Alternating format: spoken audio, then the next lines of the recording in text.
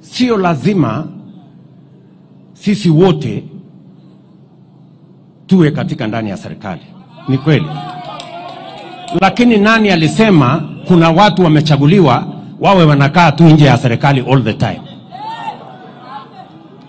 Kuna mtu alisema kuna watu wamepangiwa kukaa nje ya serikali miaka yote?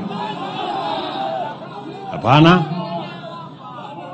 And that is why, tuambiane ukweli, that is why baba na mimi tuliketi chini tukasema it is time for us to work on a formula that brings inclusivity and brings all of us to appreciate that it is not necessary for one to get out for one to be in.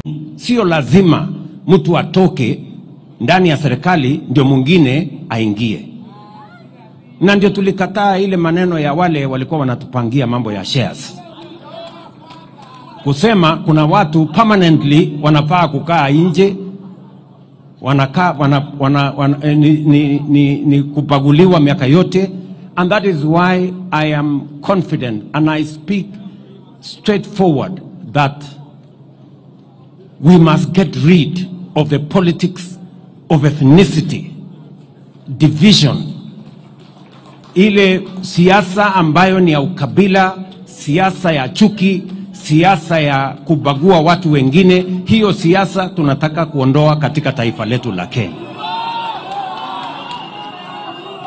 Na inawezekana my friends, inawezekana sisi wote tuchangie katika kuendesha serikali ya Kenya. Inawezekana.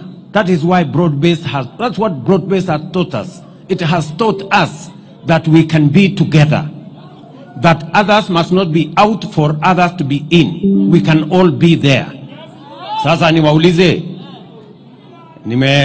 simzee baba yetu hapo Oburu ameongea. Amesema anataka watu wa hapa wapate share yao. Na hiyo share yao sio share ya watu wengine. Kila mtu atapata share yake. Therefore, it is possible for us,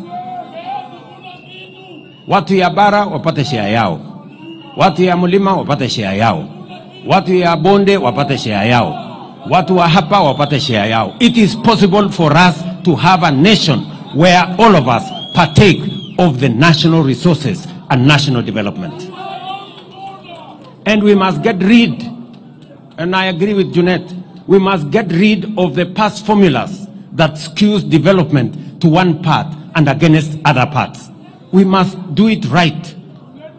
And that is why hata huyu chairman wetu sasa wa budget, huyu mungwana Atandi, mimi namwambia Atandi, hata kama wewe sasa ndio utapanga mambo ya budget, uhakikishe na sitakuruhusu ubague mtu yeyote.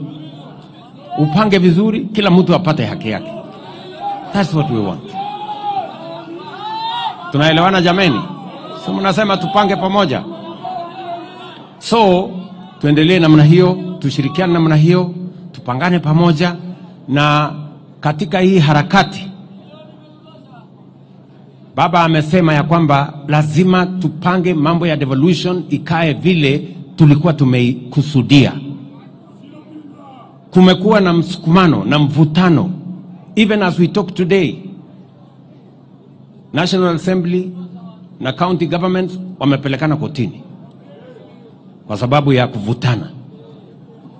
We must have a conversation as to where are the limits, so that we can allow Parliament to do what it's supposed to do, allow governors and county governments to do what they are supposed to do, so that we can move the country forward together. So tunataka tushirikiane hivyo, tufanye kazi pamoja, na mimi niko tayari kushirikiana na sisi wote. Na mimi naamini ya kwamba kati yangu, kati ya team ambayo mimi naongoza na ile team baba anaongoza, we are going to make this country great.